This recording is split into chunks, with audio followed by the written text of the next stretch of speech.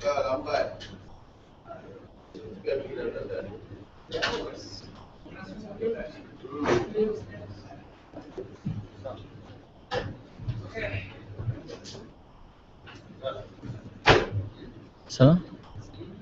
okay, you.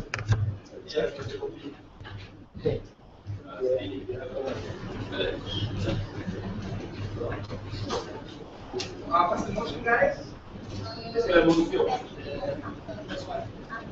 Yes, yeah, After Civil War, conflict or revolution, referred to technocratic. This house referred to technocratic council rather than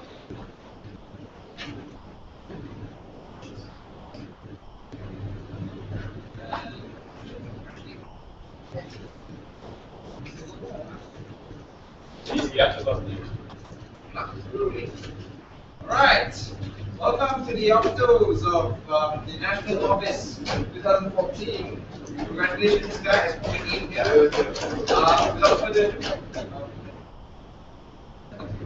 ado, sorry, just let me know before we start.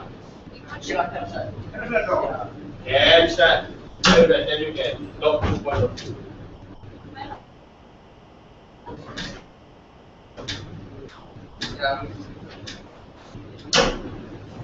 You guys are this. Sorry.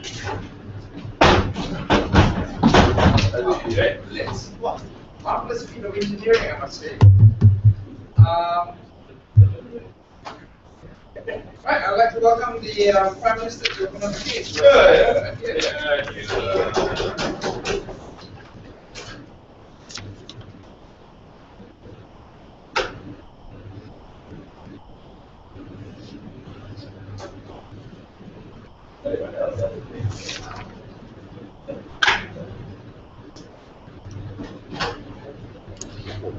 It is a shame that we see after civil wars, revolutions, or conflicts in certain countries, they try and strive their best to reach democracy. They try and strive their best to become a government that ultimately champions democracy and champions people on the ground, but they never do so. We've seen things like in Egypt where it never worked. We see in many other African countries, the democracy never came to be, and furthermore, it harmed minorities and all counterparts in the conflict within society. Before moving on to my 3 arguments for today, let's look at what we mean by technocratic people council and how who will be electing them.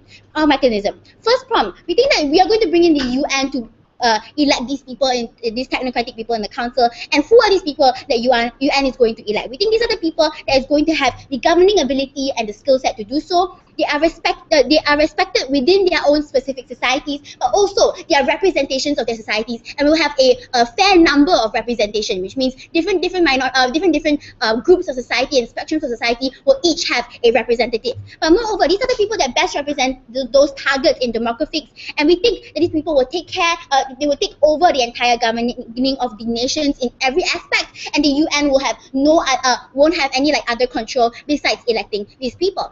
Why do we think so? We think that this creates a buffer time in which between all these fragile people on the ground after post-conflict societies to be able to move on with that situation. We create time for being able to have peace, and how we allow for people to think rationally when they are no longer in fear of the person that just won the civil war or won the revolution. We think that we trust in UN's credibility in this situation, right? Let's look at my 3 arguments for you today. Number 1, the nature of these post-conflict societies and how democracy never works in this situation. Number 2, how it is better with the technocratic people's council. And number 3, the harms in which we allow for the other side to happen, right? Number 1, the nature of these post-conflict societies. Because we tell you that you have to understand in most of the democracies, the demographics within these post-conflict societies or post-revolution societies, they are extremely vulnerable, right? Many people within their conflicts have already died for their cause, have been shot down. People and families have been broken, but also they are very fragile and they have underlying tensions within them. So just because they aren't fighting anymore does not mean that they ultimately still hate the other party or still have a lot of revenge towards them, or feelings of revenge towards them. We think that ultimately in these situations, one group has already won the specific revolution, right? And we think it's harmful when you allow for democracies to be championed towards that specific group that has already won the revolution, because it validates the idea that this group is naturally more superior and this group is more likely to suppress all the other minorities, and will further explain them later on. Because we think most of the time, this is the characterization of people that have won, right? Because most of the time the people that have won the specific revolution or the specific civil war are people that have the most influential power on the ground, because these are the people that have power over all the militia within that country itself. They have power over all the financials within that country. They have power over police and law enforcement, but also the media. And we think that this is specifically harmful when they have power over all these things and they are all constantly being elected. And this is why, right, we're going to explain the process of these democracies, because when you have the nature of these post-civil war societies is that they are always going to pander towards the people that have won. Most of the time, majorities will always want to vote for the people that have won and the people that ultimately support them. So ultimately, in this situation, minorities that have lost will never be able to have a say in this. We think there's a high tendency to elect winning parties because they are also the majority has won, but also these are the people that constantly oppress and suppress other people. We give you the example in Rwanda, right, which has the Hutus and the Tutsis. Whenever each party came into power, these were the people that continuously had genocides towards. They believe that as long as they try to wipe them out, they will not have the power to vote for themselves. So ultimately, they want to be the dominant and majority power in this situation. We think that even if, right, there's a proper democracy, because we don't think it will be, we think it's very likely for them to influence other people to vote for them, and it's very likely to be a rigged and harmful democracy. But number one, they never have any incentive, the majority never has an incentive to cater to any minorities in this situation. But number two, they only focus on the majority because the majority is the one that ultimately will always give them support. But even if the minority wins in this situation, we think it's even more worse because they are more likely to incite revenge against the people that have harmed them all along. So we think it's harmful when you don't allow a proper representation in which what we are proposing for. But the difference between post-conflict societies and modern societies, right? Modern societies right now have policies which pander to majority and minority. But even if it's only towards majority, you have other political parties. Give you the example of Republicans and Democrats in America, right? We think that in the post-conflict societies, they don't have this because number one, these people that have lost in these parties that are number one seen as illegitimate or banned by the current ruling party, but number two, because they are fragmented and they're segregated after their rebels have been defeated, right? So ultimately, they are forced, and a lot of times they are forced to look for political immunity in other countries or defect to other groups because they have lost. So we think it's ultimately harmful when you don't have the check and balances and oppositions cannot take that. Before I move on, yes. I don't see by how you having a technocratic People's Council, people that are specifically engineered to be in specific situations will care for the minority. Or okay, coming right now, right? Okay, but the difference between post-conflict, I will explain that in my next argument. The difference between post-conflict societies is because they have so much power over militia, financials, and all these other things, they will always have the power to influence people to always vote for them and majority to vote for them. So that's how democracy will never work under that situation. But how does it work in technocratic societies? We think the UN will pick the representation of every type of people. That's how you have representation of you, representation of their specific ethnicity or their specific party. And ultimately, this proper representation will fight for what you believe in, right? We think it's even better when each group has a proper representation and they will never be oppressed in this situation because they can always speak up for their own values and there's never a majority-minority situation in which it will be harmful during the post-conflict society. But what are the harms? Because we tell you that international pressure will never happen in case they come up and say it. Because number one, we think it's badly worked in situations like Kuwait, in Congo, and Central African Republic. Even though the international pressures tried to help them, we think it never worked because it's pseudo after civil war. But especially because these people are assured to be democratic elections to begin with, UN never has the ability to intervene within those democratic nations because they have seen to have their own sovereignty. And that's the ultimate harm on your side because UN can never intervene and try and help you, or any other international institutions have no ability to help you because you are the someone that has been democratically elected, but we don't think they were democratic to begin with.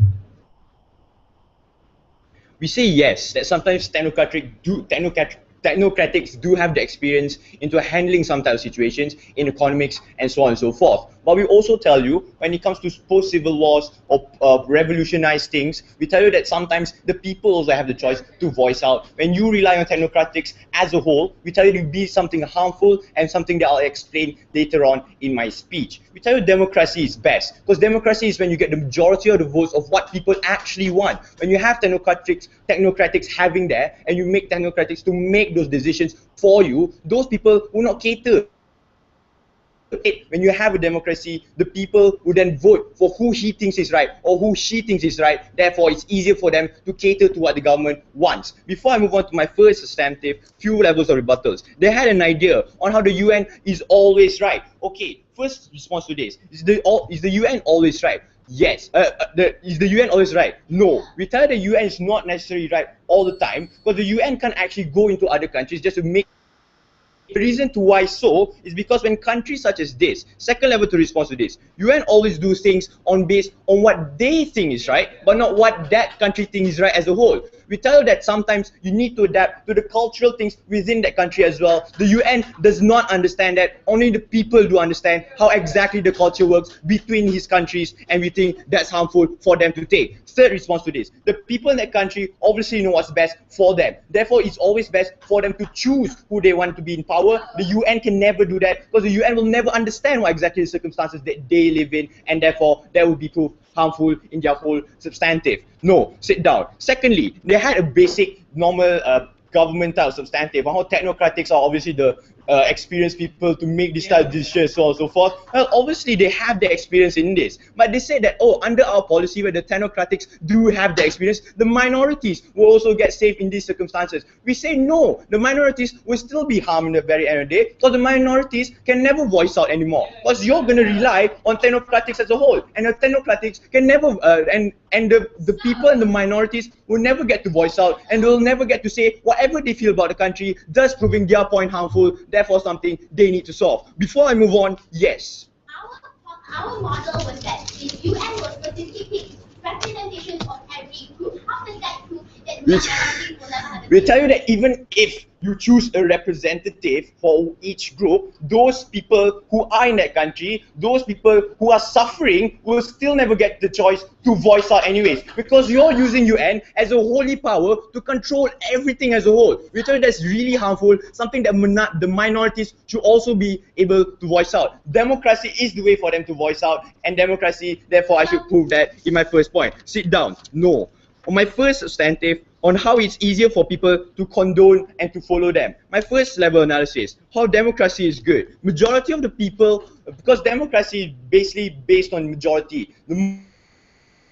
The more people who agrees to you, therefore it's easier for the state to follow whatever you want to do, easier for the people to follow whatever the state wants to do, therefore democracy is something better as a whole. When you vote for one unilateral person who will control you as a whole, it's harder for those people to condone to the things that you want to do, therefore that's harmful, therefore something that they shouldn't do. So secondly, the people who votes for these people are obviously people who are not stupid. People who are in those post-conflict wars, civil wars, and people who are in those revolutionized areas. We tell you that those people obviously know what's happening between their country. If you're trying to say that it's majority and the minorities don't really know, and the technocratics do have the experience to do things better, we say necessarily not so, because the people in there are obviously not stupid enough to not know what's happening with their country, and they obviously will know which one's the best holy power to control my country at the very end of the day. Sit down, please. Second level analysis, how the state is already antagonized by the people. The state will, because they feel like the people started the war in the first place, such as in the Syrian war, we tell you the state will always be biased in this case.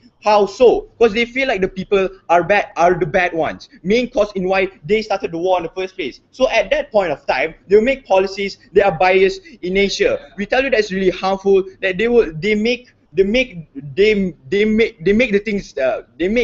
things that they think is right, and will never condone to other people when we think that's harmful. For example, the Syrian war, where the people were exactly fighting against who they didn't want, and they wanted him to be overthrown, they wanted Assad to be overthrown. We tell you that's something really harmful, because we need to know where democracy is there in the first place. When democracy is there, people can vote the majority, and people who knows what's exactly the state is doing within the Why is this harmful? Because the laws that they make will never be passed to the eyes of the society. We say that if you allow somebody to just overrule one person, the laws that they make will never be passed towards the society. When a person votes and when the majority votes, it's easier for them to condone to these rules, and we tell you that's even more beneficial at the first place. The first harm, sit down, no more POIs. First of all, people will be in the same condition if you allow them to not vote in the first place. So that instances, people will still be in the same decision, the minorities will still be in the same decisions, such as having no proper house to live in, no basic necessities, having no job, and so on and so forth, is a harm that they will never be proved to be solved. Secondly, even if they always have to follow what the government says, even if that government does not really do something really good, we tell them that they will still follow it anyways, because they are the ones who voted for them, and they are the ones who wanted them to be in that power in the first place. And we don't necessarily think that's really harmful also. If it's true, if it is true that some form of change must happen, it is better if make change with government that the people are more comfortable with. Under your side, you don't make them more comfortable with the government that you elected. That's more harmful. For example, they can make easier for them to make policies because they know that I'm the person who is in power. Therefore, the people is easier for me to, so that it's easier for the people to follow whatever I really want to do. We don't necessarily think that's a problem at all. So to improve the nation, people easier to follow whatever the government actually do, and we tell you that's not even a harm at all. For example, the Syrian civil war again. When the people don't believe, when the people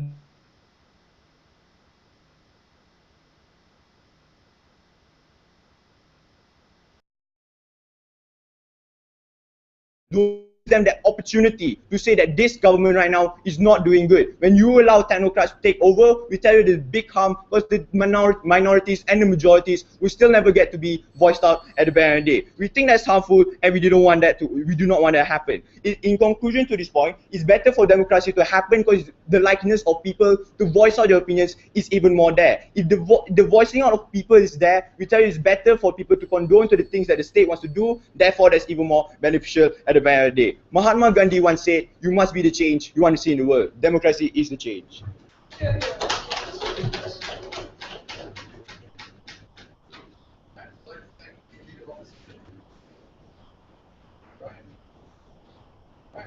like the fact that you practice it.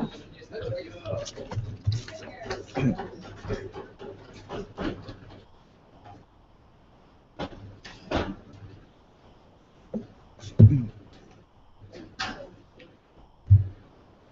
I don't believe that he was living in America where everything was fine in democracy. We don't think so. They never really adjusted to our characterization, and they never really challenged our characterization to begin with. That these post-conflict societies, polarized that hate each other, societies which the majority will always vote for the winning party, even if it's a minority, even if the minority wins the election in those cases, the minority has an incentive to oppress the party which oppressed them during the war itself. We think those are the kind of harms which stated, never really challenged by their side. Let's see a few harms that they posted to us. Firstly, it told us that UN won't do actually what the state or the nation thinks is best for them. And they said they never really cater to the people. But it never really adjusted to our characterization of what UN elected technocratic people are. These are people who represent the individuals of the certain target demographic in society. So let's say you're a Shiite in the Syrian conflict, we'll have one Shiite person representing you, we'll have one Sunni person representing you within that technocratic people council. That's the true form of democracy which we are trying to promote. Under their side, the most likely outcome of the Syrian conflict is this. Due to the fact that Shiites are a minority in the country, is an incentive to vote against any political leader who is a Shiite. We think that Sunnis will vote against them, and therefore policies will also be against those very Shiite people to oppress them the very same way that the Shiite oppress the Sunnis in those cases. We think those are the kind of oppressions which you legitimize, those are the kind of hatred which you instill in the society, and reconciliation. He said that this minority can never voice out under our side. That's under their side, Mr. Speaker, there's a hierarchy and legitimacy when you allow a democratic election, such in situations like Zimbabwe, situations like Nigeria. These are countries which have pseudo-democracies, which have autocratic leaders elected to actively oppress the very minority which they wanted to protect. But under our side, the power we empower these minorities with is this, that every individual is the same as the very individual who are next to them. So let's say I am of a certain demographic and another person of a certain demographic, and although we still have some hatred to each other, we have the same legitimacy and same power within the ruling party itself. Because we are electing one individual from each party, we think that the equal say is extremely empowering to these individuals. They believe there's no more hierarchy in this situation. They believe they are as legitimate as the party which oppressed them. We think that allows this minority to voice out their concerns within the political sphere. We think this neutral arbiter of Technocratic People's Council can cater policies towards these minorities which do not oppress them, and obviously not oppress the majorities as well. Then towards his point, he said about post-conflict election, and they know who is best for them. Exactly, sir. These are people who no longer want war. These are people who believe that the person next to them, the minorities which fought in the war, are people who deserve to be second-class citizens. They're not stupid. They want to remain in power. They want to remain in the hierarchy, in the upper hierarchy within that nation itself. Exactly that.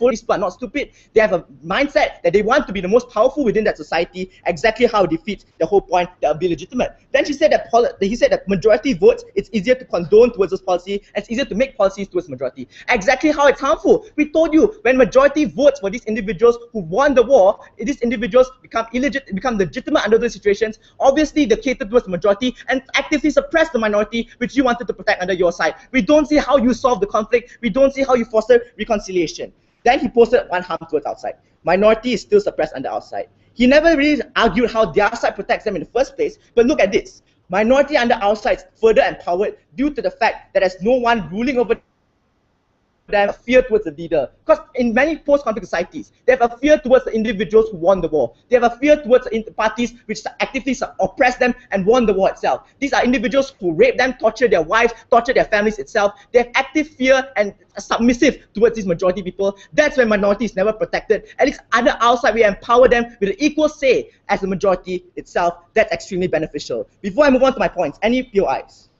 Since you say that they're actively here and they don't or already are uncomfortable with the situation that is already arrived, how will they be comfortable with the people that they don't even know, with the people that don't even understand the situation that they are already in? Thank you for a perfect introduction to my point. Post-war development, Mr. Speaker, that's my one and only point for today, but it's extremely beneficial towards today's debate. These are societies which are ripped apart and polarized. In order to move forward, there's only one solution: reconciliation, Mr. Speaker. They need to find agreeable terms between the two societies and work towards making more agreeable terms. How does elections under their side harm the post-war development? The ruling party is still fueled by hatred, fueled by intolerance, fueled by distaste for the other race or religion within their community. They actively use the media to continue to preach how they won the war, how the other side oppressed and killed their brothers in the war, and actively use the media to incite hatred towards the other race. And this is when it revitalizes old conflicts. People want to relive their old glory days. People within that community believe that they want to continue to oppress the other target demographic because they actively oppressed them during the war itself. This confirms the hierarchy within that nation. These parties who won the war also have incentive to rig the elections to remain in power and continue oppressing the minority. We've seen situations like this in Congo, Kuwait, Zimbabwe. They set up the elections to make sure they win the war they win the vote by a landslide. Even when autocratic leaders within these communities pass away and die, the leaders within that party itself who will be the successors within the party believe in the exact same ideology that we should continue to suppress the minority, and that's how it continue. Post-war that will never occur under their side because they never foster the tolerance within those parties. We've seen these situations in Kenya and Gabon with Omar Bongo. These parties will continue to harm the post-war reconciliation within a very active societies itself. But how do we, under our side, when we elect Technocratic People Council, change that? We allow equal representation within society. We promote positive discourse because minorities now believe they have equal say as the majority. There's no legitimacy towards the majority because we have equal representation within the Technocratic Party itself. We think this provides an equal platform for either side to use discourse to bridge the vacuum between these polarized societies. And how does this actually occur? We think that people can find that, hey, we have to come to agreeable terms in order for us to run the country correctly. We cannot oppress either side in this situation because the UN can actively remove us because we can no longer be legitimate under this country. We think these are situations where the individuals have an incentive within that Technocratic People Council itself to promote discourse and to also use that discourse to fuel policies within society itself which cater towards everyone's benefit, Mr. Speaker. We think, sure, it may have some certain short-term harm between the two parties, but at least our side works towards reconciliation term, and it's under our side as positive effect towards working towards a positive democracy in the long term. Your side will only continue to rig the elections where the majority will always oppress the minority, never save them, the minorities under those situations.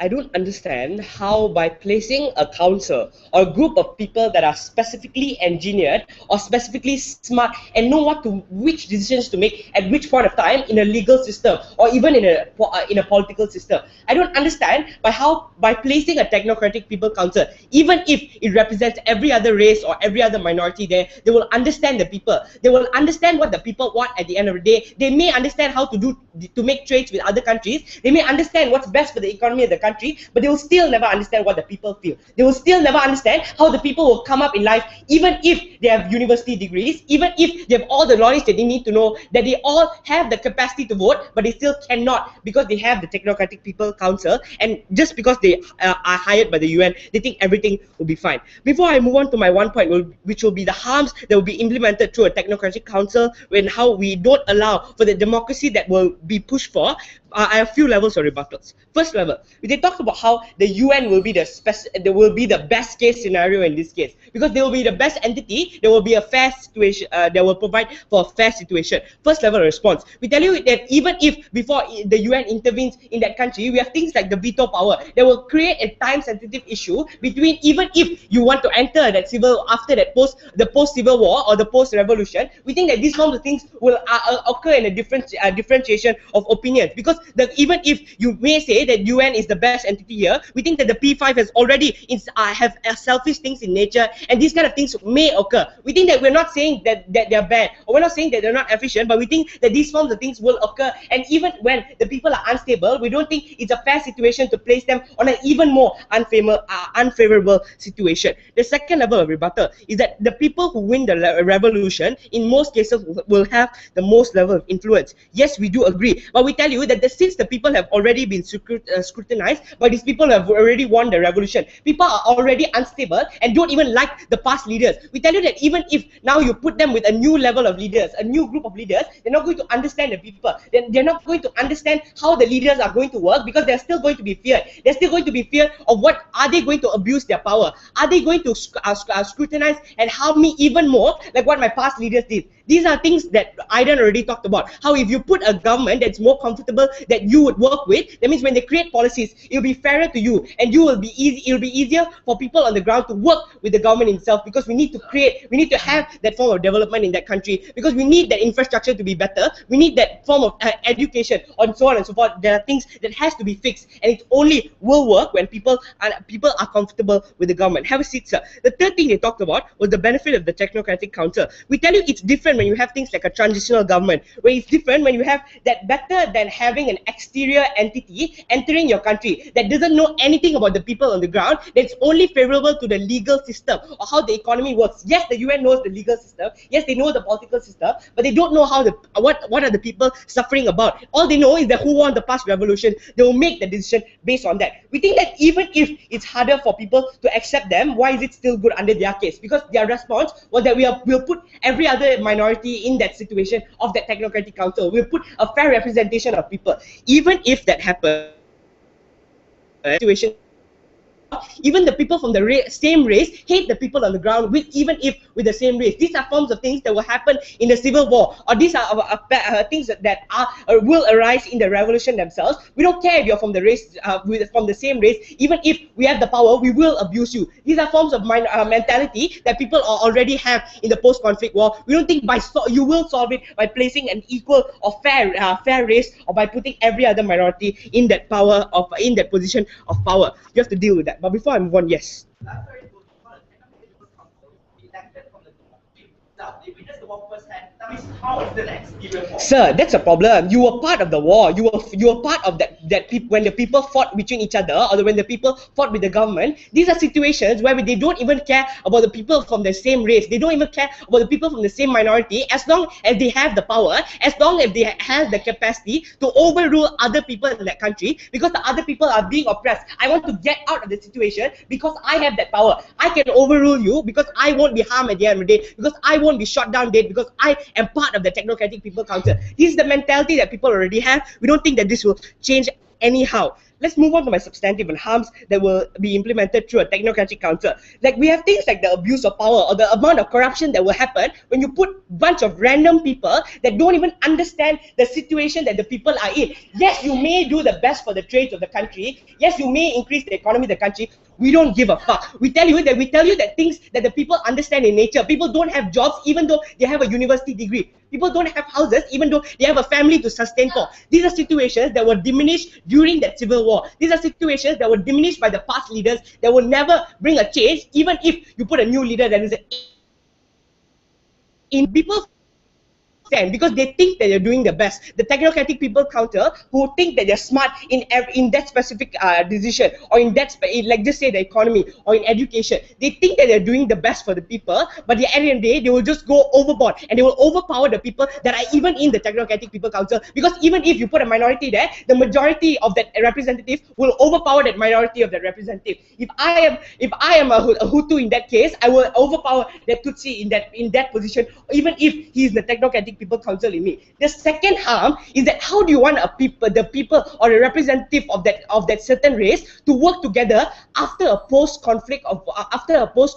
We tell you that they already know that my race is hating your race and your race is hating my race, and now you want to put them in the same office without guns. We don't think this is the problem, or this is a solution to the problem that will arise after a post-revolution or post-conflict in itself, because that situation or that relationship between both of these people, even if they're part of the same council, we don't think it'll be easy for them to work together. Even if the power of that inefficient system is already working, or even if there is only for a short period of time, then later you want to have the democratic elections. We think that if the people can know their rights earlier, even if the people already know their rights. People in Egypt, after the Egypt revolution, already had the universities, because the majority was under 40 years old, but they still never had a chance to voice out their opinions. People who are smart, people who know the system well, never had a chance to vote the people that they wanted to rule them in the system,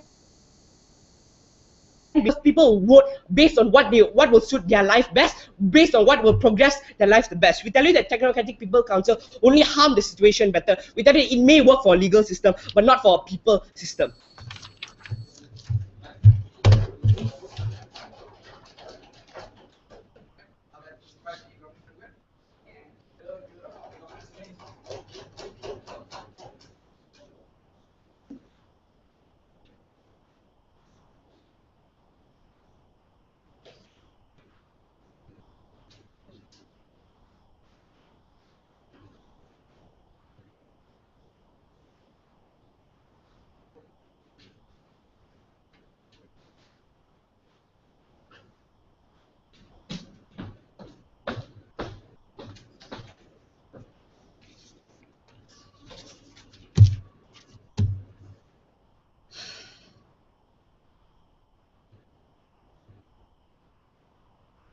There's an unfortunate contradiction coming out from the DLO just now, because the bulk of his case concentrated on how the people that the UN elects wouldn't know what's going on in the ground. But somehow, in another point, he also seems to think that these are the very same people who have prejudices because they somehow fought in the war, even though they were never from these countries in the first place. None of their points stand because they don't know exactly what they're talking about. But we did, right? From the first start, right? Eliza told you that these cases are vulnerable, that the process is that the majority usually gets the votes, right? Because that's simply what's going to happen. Even they conceded, right? Because they said, oh, more Hutus means that the Tutsis will be heard less. And that's exactly what we're trying to prevent, right? By making sure that there's a fair representation. But what was their problem, right? They told us that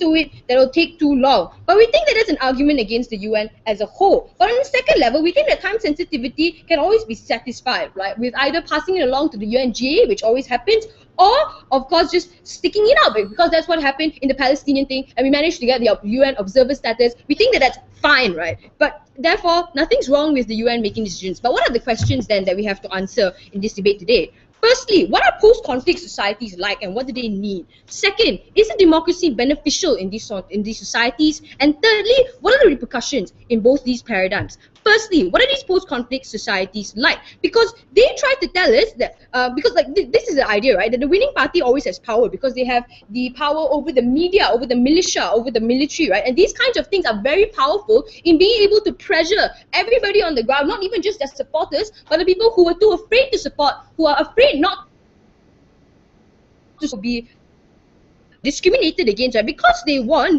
like even in Thailand, right, the minority party who did not want Shinawatra in power, they didn't even show up to the ballot box, right, because they knew they were not going to win, right? We think that this is the kind of thing that they have to concede to, right? That these democracy, that the elections, even if they're not rigged, will always be in favor of only one party, right? It happens all the time in Indonesia, in Sri Lanka, in Syria. In fact, right, we think that in their side, right, where they want representation, but only the majority or whoever it is that everybody will want to vote for most is in power, it's likely that extreme policies will be made, right? And they refuse to engage on the idea that we need the check and balance of this discourse between all the parties, and it cannot exist in their side when it's a post-conflict society and nobody wants to talk between each other. Whereas they have to do now, right? This was Evan's idea, that now when they're in this technocratic party community together, they have to have discourse on the policies that they want to make, even if they don't like each other, because if they don't make moderate policies, if they don't make things that are beneficial for everybody, then the UN will just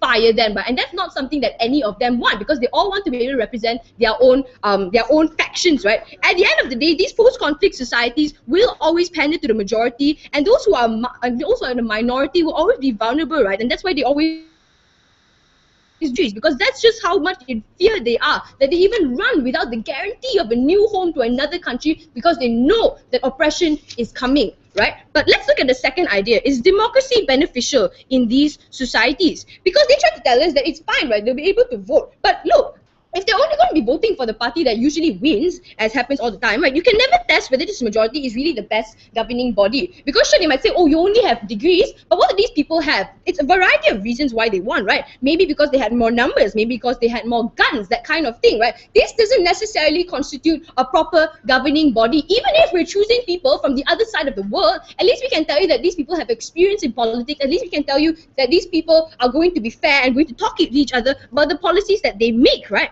But let's look at the idea of representation, okay? Because they are the only side you have to concede that has proper representation of all demographics coming to talk together, which does not exist in their side, right? Where there's still a polarized community where only one party will be in power, as is what's happened in most societies today, right? The benefit here, right, the moderate policies idea is better, right? Because now they have to work towards this equality, right? And it's better even for the country as a whole, because now they recognize the abilities of each other. Whereas after they win, right, these parties, they are validated in their idea of supremacy, right? So they don't feel as if the other has an ability. But now when they see that even the UN, which is at the highest level, agrees with them, right, that these people, even though you don't like them, they do have merits, and they are people who you have to talk to about. This is when that tolerance idea can come about, when they recognize their differences and they celebrate the importance of them, right?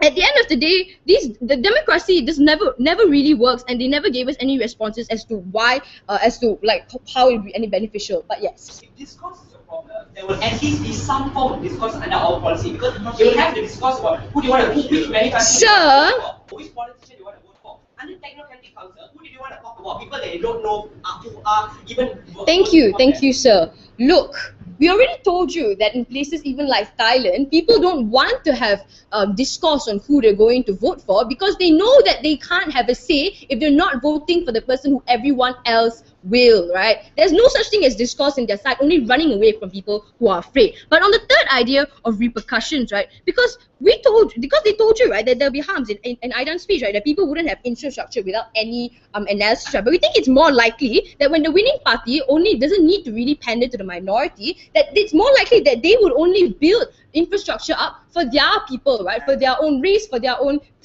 factions, right? We think it's more likely that with our Technocratic People's Council, when they have representatives kind of that protect their own people as well, that it's more likely that their policies will be something that will benefit most of society there, right? And we think that that's the only thing that can happen in our side, right? Because their side is mostly biased towards one party that will vote for them. But let's also look at the idea of post-war development, right? Something that Nim didn't really touch, because Evan told you that they are polarized, right? And they need reconciliation. What happens in their side is that they never gave us any idea of how people would reconcile. They only told us, but they'll never reconcile on your side. We had a whole point on it, right? How does it work? That the proper happen in their side when the winning party has control over the media and can do things like we are the best, power to the Hutus, that kind of thing, right? They can do these kinds of things when they're the only people, when they're the majority and the only people who can control these kinds of things. But when they can have discourse amongst themselves, or when they have to recognize the abilities of each other, otherwise they'll all be fired by the UN, that's when the kind of discourse, that's when the kind of tolerance as respect for each other can happen, right? It cannot happen in their side when you have to wait even recognize that another party, another minority could have some kind of good idea in the say of whatever it is that happens there. At the end of the day, sure, we like democracy, but this is not a democracy we're talking about here. This is simply the winning party moving forward from more guns to power over every single thing on the ground. And this only leads to suppression of the minorities that will never have a say inside opposition's case. Don't go with them.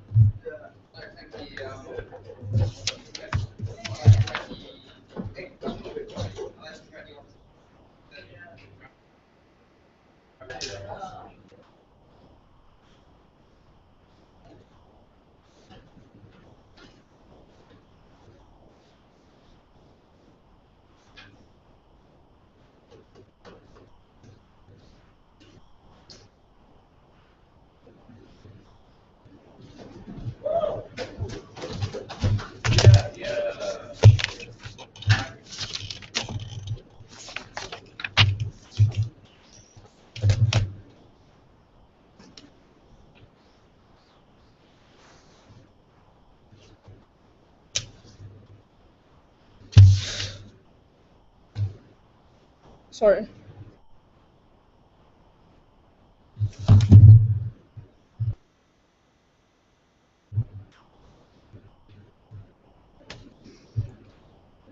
In our paradigm, people get to choose who they want. People get to choose which government they want. People get to choose which political party they want. In their paradigm, they choose who they give. People won't even know who these technocratic people are. We think that an abuse of power, like Nimran said in his speech, which was completely dismissed. I'll talk about that. We think that an abuse of power and overruling of the minority also in their paradigm, but not only in ours. We think that their model has even more harms than what we propose. Let's look at my rebuttals that didn't really fit into my clashes. Because we talked about how democracy is good. We talked about how people choose who they want, and people can side away with people who they don't want, because we think it's easier for them to cater what the government wants. People can choose which political party they want, which person they want based on their manifestos. They responded to this on how it's bad because the majority might oppress the minority, on how the majority will overrule the minority. Let me respond to that, because we tell you that this will still happen in their model. This will still, an abuse of power or an overruling of power would also happen in their model, because of certain reasons I'll explain later. We also talked about how it's biased in nature, because they, at that point, they pass policies that are bad in nature because they think that the people are bad, because they think that people that started the war. But they never responded to this point at all, which has clearly been dismissive. Thus, this point actually stands. We also talked about government choose to become imperialistic or anarchists and do bad things. It's not harmful because the people choose this person. It's their fault, even if they didn't really concede. I didn't talk to you about this, but they didn't really respond because they thought this was a sub point, so this point still stands. Have a seat. I got two issues in today's debate. I'll talk about the abuse of power. Abuse of power, on how people will overrule other minorities, on how the majority would abuse the minorities in their model. And I'll talk about the people. Let's move on to my first issue on abuse of power. Have a seat. Will there be separation once you implement technocratic people's council? We say yes because people, the minority don't even know what what these technocratic people are, because even if you elect them the same ethnicity, the same race, or the same culture, people won't even know, because we see that there will be abuse of power.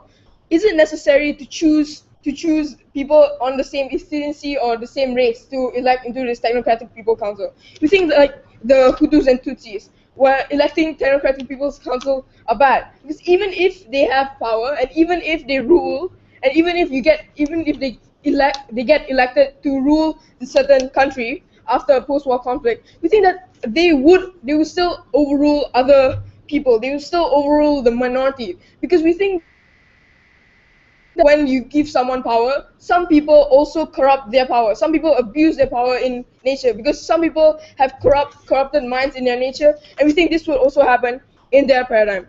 They also said that people won't communicate when you have a democracy, that people won't communicate to each other once a person is elected. Like they would talk to each other when they would talk in a technocratic society. When an election comes out, people will talk to each other. People will respond to each other. People will say, "Oh, you like this politician because of his manifesto? Oh, I might vote for him too." But in their paradigm, when you elect a technocratic person with the same ethnicity, we think that won't happen, because people won't even know where this idiot came from. People won't even know who this guy came from. This guy might come from somewhere else, even if they were in the same place. We see a proper discussion, proper discourse might happen or will happen in our paradigm, because people get to choose who they want, and not the UN picking this person and putting him there. Before I move on to my third question, yes. Why would an Indian like Nimithan, who had his whole family killed and his whole community abused, ever want to suddenly support or side with the Chinese that killed his very family? That was a really bad example of how Chinese kill Indians, because first, okay, let me just respond to that clearly. Because firstly, that example didn't really have reason, so why do I have to respond to that? Third question, on how they gave us an example in Thailand, where people don't want to vote for this person. But we see that this example has been clearly irrelevant to this topic, because there are no wars in Thailand, there are no polls in Thailand. We think that when election comes out, people would sit down. When election comes out, people will talk to each other. People will perform a discourse. This is what we propose in our side, and this is what they fail to prove. Sit down. So let's move on to my second issue on respect, on people, on how will the people have a say in their paradigm. We tell you no, because people won't discuss. People won't get a say, because the United Nations might just have a seat, please, because the United Nations just picks someone in their ethnicity and in their race, because they won't know who to choose. Because in our paradigm, for example, they already have referendums. For example, on how Sabah gave the people a referendum to choose whether they form a country with Sarawak. Form a state with Sarawak. We see through this, these are things people know. Because people can choose, people can consent who they want to be, who they want, what they want. People can concede whether they want the same state or not. People people are the backbone of a state, or people are the backbone of a country. When you don't allow people to voice out their opinions, when you don't allow people to have a proper discourse, not in their paradigm, then we won't even have a country. We think that the majority might overrule the minority in this case too.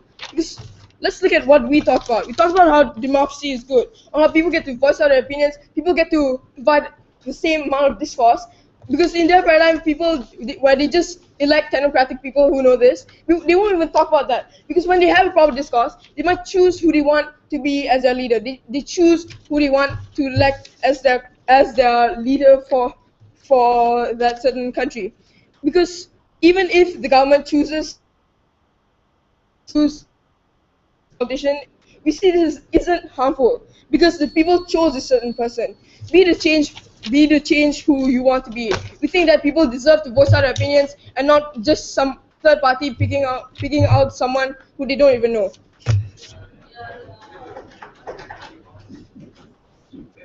Now let's invite the by.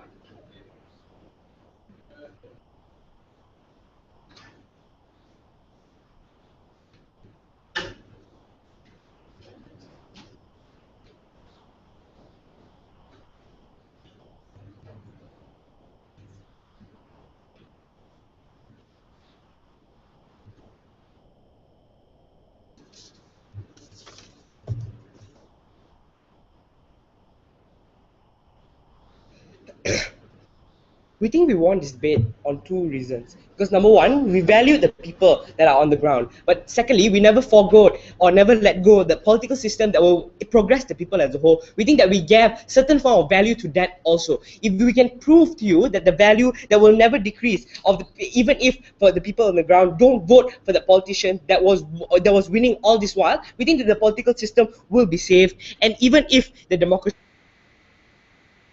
there are two this debate. Will it really defeat the purpose of democracy? And secondly, we have to talk about the harms of the Technocratic Council as a whole that we've already talked about. But before that, let's prove a contradiction that came from their side. Number one, they told you that they Democratic People's Council that were specific people that were smart in certain decisions and in certain specific areas. We think that if that was true, then why would they come up with a defensive stance by putting every other ethnicity in that Technocratic Council? If it really was to serve that legal system, if it really was to serve that political system to progress that country as a whole, why put in every other ethnicity inside there? Why put in every other minority inside there? Or why put in a Mat Saleh that I don't even know about, that doesn't even understand my situation in that country? How would I understand him better? Or how would that serve the purpose of the Technocratic People Council? Because all they're going to do is that overrule of power that will happen that we talked about. We tell you that even it doesn't mean that a person who's from the UN, or just because the UN Technocratic Council, it doesn't mean that everything that the person does is right. Yes, maybe in that area, or yes, maybe he be experienced in the legal system or in the political system, but the decision that he makes, will it be based on the political system, or will it be based on what's best for the people? We tell you that that rundown of the political system has already happened. Yes, we need to fix it, but if we have a choice to fix it with the people or with leaders that the people are comfortable with leaders that the people will elect by themselves and will follow to what they say, we think that if we have a solution to do that, we can do that. The first question, will it defeat the purpose of democracy? Because we told you that people in situations like this, post-conflict, they don't understand their rights, but they don't even know their rights or don't know what they can do. But even if they know their rights, but even if they have a university degree, like I told you, they don't have the choice to vote their people in. They don't have that choice to voice out their opinion. They don't have that choice to choose who will lead them in the future. We tell you that these form of things are the runway of a democracy in itself. We tell you that if because you have a Technocratic People Council, that doesn't mean that people will start talking about the white guy that just came in from another country. We tell you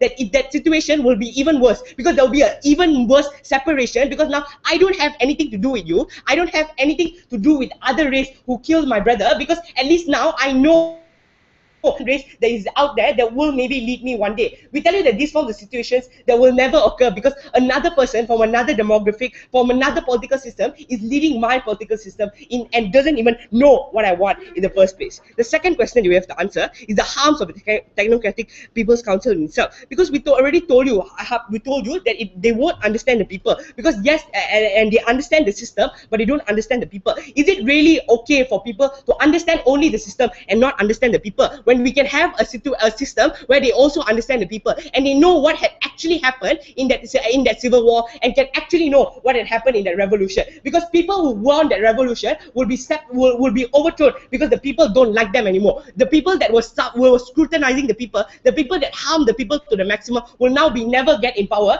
but because they know that the people don't want them anymore. We think that when the people know the benefits, people know the pros and cons of voting for that politician based on his manifestos, based on the democracy will serve, then only the people will understand how they can progress as a whole, then only forms of discourse will happen. We think for all those reasons, doesn't mean he's right, he's right. We tell you that these forms of decisions are stereotypes that how the UN or other decisions for other demographics can decide for my country. We don't think that's fair.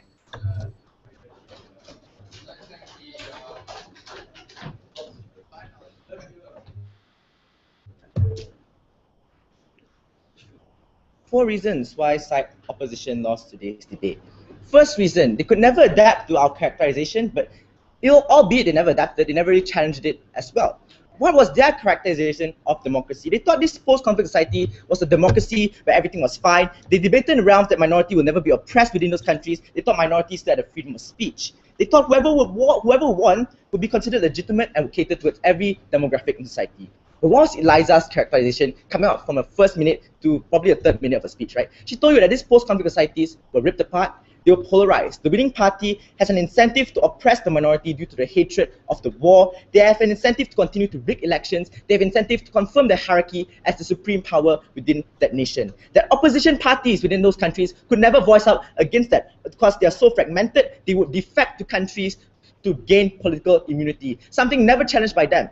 But they never really understood that minority would be suppressed, and they never challenged that as well. And they conceded in the first LO speech that majority will always win the elections, and the parties who won the elections will always cater towards the majorities only. And we told you how they're so harmful, that in post-conflict societies itself, minorities will continually be oppressed, minorities will never have the voice which we give them, will never have the freedom of speech which we cater to them. And this is exactly how they'll use the militia, they use the media to continue to incite hatred within post-conflict societies, and all conflicts will just merely be revitalized. Reconciliation can never occur. Second reason why they lost today's debate, it was inconsistencies and contradictions throughout their case. Nimelan spent 3 minutes in his DLO speech rebutting how the people on the ground and the only white Matsales coming from other countries. After my POI, he agreed that these people witnessed the war firsthand and participated in the war. So in that very contradiction, he conceded that if these people participate in the war, these people know how best to represent their race, how best they can represent the demographics of that society. He agrees that people who represented these people are people who can govern the country best. That concession was so critical because that was his whole case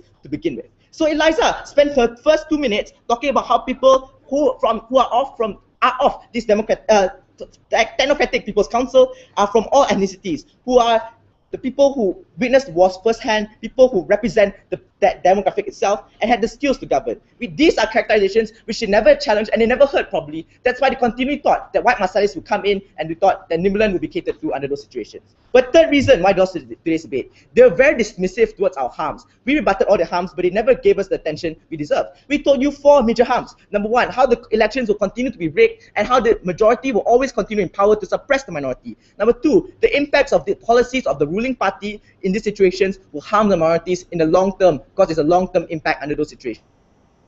It's really hard to remove these autocratic leaders after they are perceived to be legitimately voted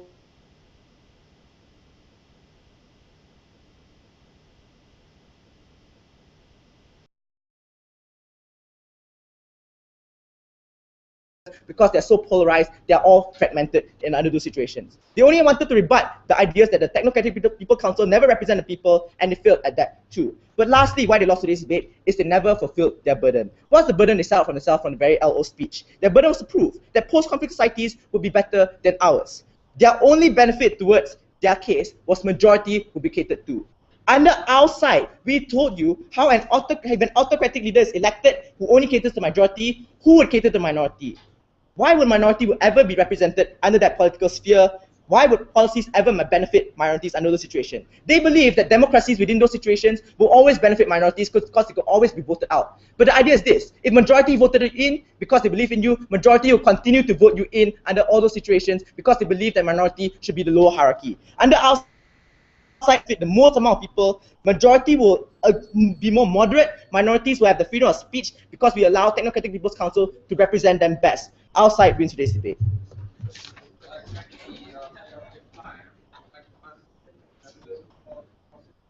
Cross the floor and shake hands and exit.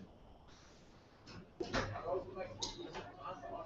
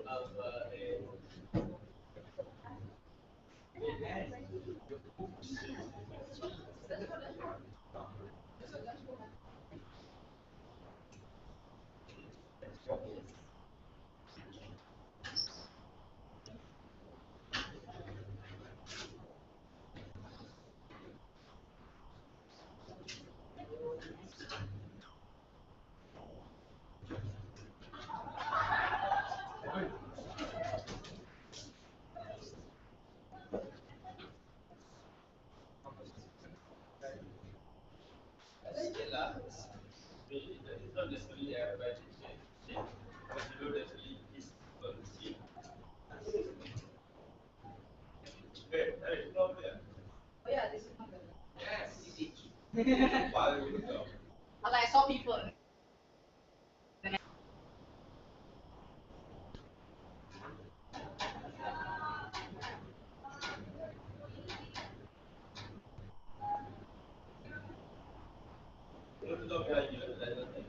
Okay, thank you. Have you turned off the video? okay, we'll be off. Just in case they feel like talking. You want to close it down? Okay.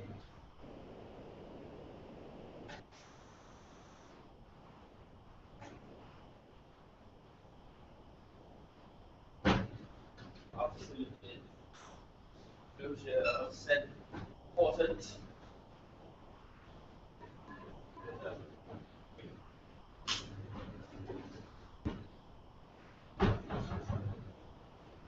Right, so we just have a short discussion as we'll just decide.